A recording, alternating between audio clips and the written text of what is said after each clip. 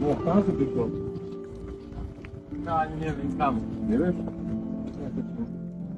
Nevieš? Mám ti to pripomenúť. Vôbec. Točíš to? Točím to. Podrobí to. Ja ti to pripomeniem. Za 14-ročným devčatom, áno? Ja neviem vôbec. Nevieš vôbec. Ja som totálne piči na stračku nejebaný. Najebaný si. Koľko si už najebaný? Lebo evidentne si najebaný už od 3. augusta. Ja pijem kuse. No, si prestaň chlastať. No. Poď si bližšie, kto je, poď. Takže 13-ročné, 14-ročné deti sa ti chce, áno? Nie. A čo nie? No, kvôli čomu si tu? Kvôli tomu, že budeš...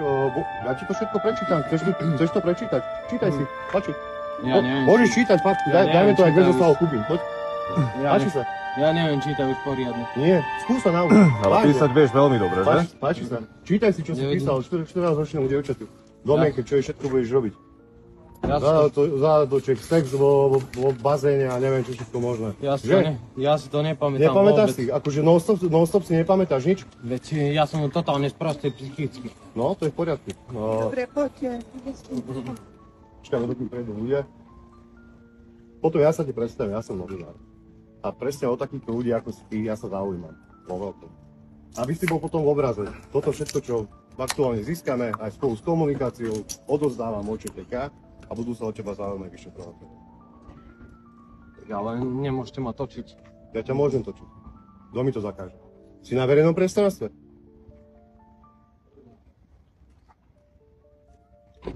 Ešte nám povedz, že prečo si to chcel urobiť? Už si to ale uvedomuješ. Však Že je to prúser? keď si nešiel robiť nič zle, tak by ti to nemalo vadiť, že to zverejním, takže ťa nezamozajkujem, či? Vadí? Takto sa ťa opýtam. Môžem zverejniť toto video? Nie. Ale ja ho zverejním. Aspoň sa hanbíš za to, čo si chceli zrobiť? Ja som nevedel čo. Ja ty si nevedel čo? Čo si nevedel čo? Akože, odkedy už, ja neviem už, minimálne 2 mesiace či koľko? Je to podľa teba v poriadku chodiť za 13-ročnými deťmi? Je to podľa teba v poriadku? Pýtam sa ťa odpoveď. Ja nechodím za 13 rokov. Koľko už ich takých máš? Povedz. Žiadno. Toto má byť tvoj prvý zárez? Ja som ti to takto prekazil. No, Začalo, priznal to. neviem čo to bolo. No, Ja si nepamätám nič vôbec. ja mám celú komunikáciu, Braško, a budú to mať ČTK.